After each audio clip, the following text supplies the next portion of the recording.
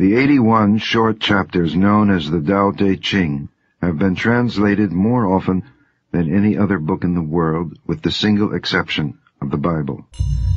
Like the Bible, the Tao Te Ching is a book whose appeal is as broad as its meaning is deep. It speaks to each of us at our own level of understanding, while inviting us to search for levels of insight and experience that are not yet within our comprehension. As with every text that deserves to be called sacred, it is a half-silvered mirror. To read it is not only to see ourselves as we are, but to glimpse a greatness extending far beyond our knowledge of ourselves and the universe we live in. The Tao Te Ching deals with what is permanent in us. It speaks of a possible inner greatness and an equally possible inner failure, which are both indelibly written into our very structure as human beings. Under its gaze, we are not American or Chinese or European. We are that being, man, uniquely called to occupy a precise place in the cosmic order, no matter where or in what era we live. The Tao Te Ching is thus a work of metaphysical psychology, taking us far beyond the social or biological factors that have been the main concern of modern psychology. It helps us to see how the fundamental forces of the cosmos itself are mirrored in our own individual inner structure. And it invites us to try to live in direct relationship to all these forces. Metaphysically, the term Tao refers to the way things are. Psychologically, it refers to the way human nature is constituted, the deep, dynamic structure of our being. Ethically, it means the way human beings must conduct themselves with others.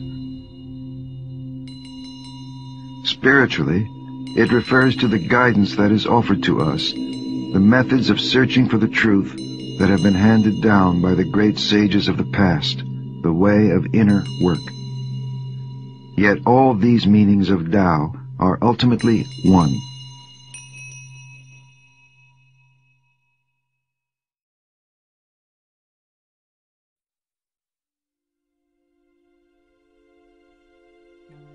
Something mysteriously formed, born before heaven and earth, in the silence and the void, standing alone and unchanging, ever present and in motion. Perhaps it is the mother of 10,000 things. I do not know its name. Call it Tao. For lack of a better word, I call it great. Being great, it flows. It flows far away. Having gone far, it returns. The picture before us is of a cosmic force or principle that expands or flows outward, or, more precisely perhaps, descends into the creation of the universe, the 10,000 things. Together with this, we are told of a force or movement of return. All of creation returns to the source, but the initial coming into being of creation is to be understood as a receiving of that which flows downward and outward from the center. Every created entity ultimately is what it is and does what it does owing to its specific reception of the energy radiating from the ultimate formless reality. This movement from the nameless source to the 10,000 things is death. And the unique being, man, called here the King, is created to receive this force consciously and is called to allow his actions to manifest that force. The ego, our ordinary initiator of action, is an ephemeral construction which is formed by factors operating far beneath the level of the source, and which, in the unenlightened state of awareness, represents a kind of blockage or impediment to the interplay of fundamental cosmic forces. In other words, Because of our identification of ourselves with the ego, what we ordinarily call action or doing, in fact, cuts us off from the complete reception of conscious energy in our bodies and actions. In the ancient traditions of the West, this idea has been known as the doctrine of man as microcosm. In Christian and Jewish mysticism, in the philosophy of Plato and the Hermetic tradition, in Islamic esotericism, we find this idea pouring forth in an endless symphony of symbolic forms and profoundly articulated ideas. In the Tao Te Ching, it is offered to us as a whisper. The metaphysical doctrine now stands before us in outline. An unformed, ungraspable, pure conscious principle lies at the heart and origin of all things. It is referred to as the Tao. This principle moves, expands, descends into form, creating the hierarchically, organically ordered cascade of worlds and phenomena called the 10,000 things, or simply the great universe. Man is built to be an individual incarnation of this whole. His good, his happiness, the very meaning of his life, is to live in correspondence and relationship to the whole, to be and act precisely as the universe itself is and moves. The secret of living, according to the Tao Te Ching, is to open within ourselves to the great flow of fundamental forces that constitute the ultimate nature of the universe, both the movement that descends from the source and the movement of return. Thus, Lao Tzu writes, "Empty yourself of everything. Let the mind become still.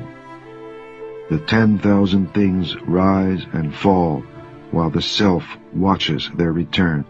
They grow and flourish and then return to the source. Returning to the source is stillness, which is the way of nature."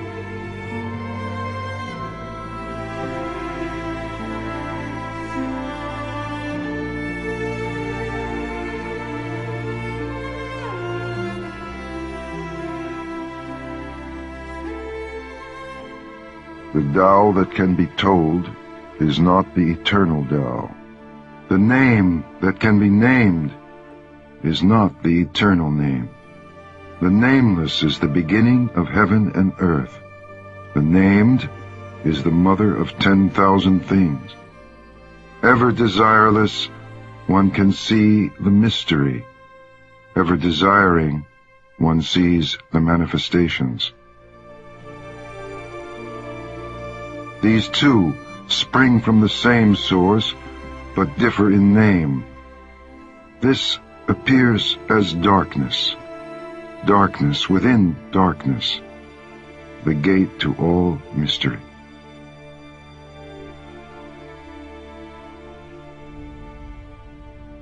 The Tao is an empty vessel.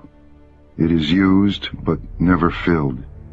O unfathomable source of 10,000 things, blunt the sharpness, untangle the knot, soften the glare, merge with dust. O hidden deep, but ever present, I do not know from whence it comes. It is the forefather of the gods.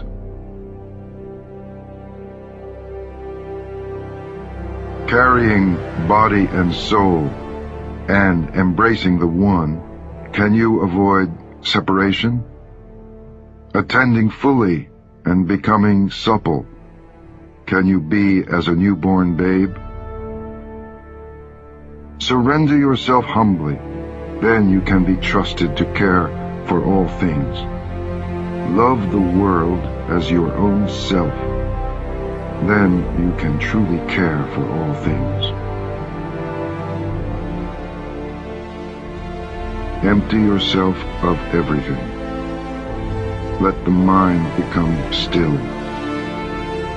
The 10,000 things rise and fall while the self watches their return.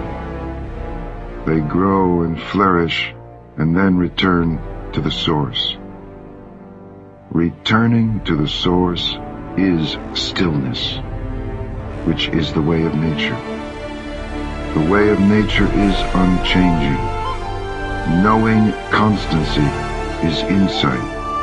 Not knowing constancy leads to disaster. Knowing constancy, the mind is open. With an open mind, you will be open-hearted. Being open-hearted, you will act royally. Being royal, you will attain the divine. Being divine, you will be at one with the Tao. Being at one with the Tao is eternal, and though the body dies, the Tao will never pass away.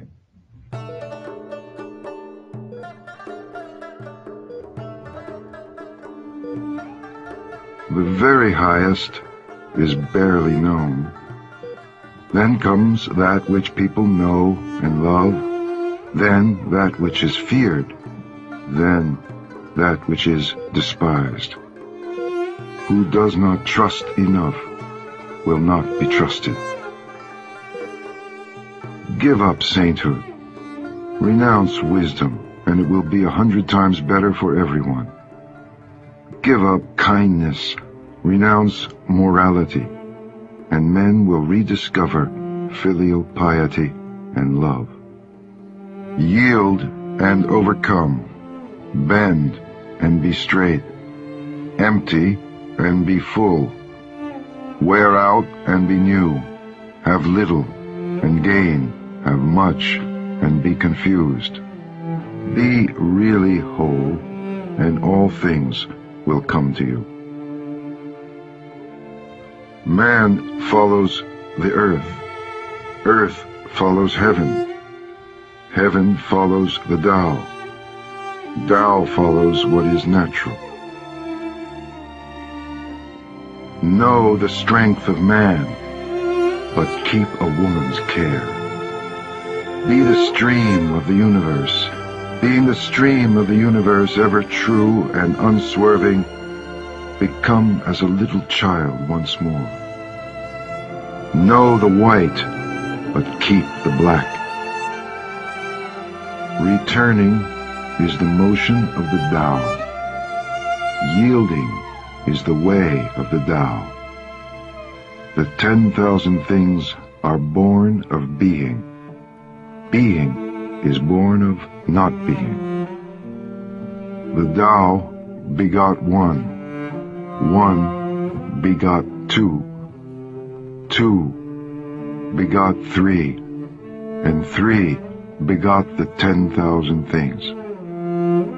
The 10,000 things carry yin and embrace yang. They achieve harmony by combining these forces. Fame or self, which matters more? Self or wealth, which is more precious? Gain or loss, which is more painful? He who is attached to things will suffer much. He who saves will suffer heavy loss. He who knows when to stop does not find himself in trouble. He will stay forever safe. Hunab Ku Productions.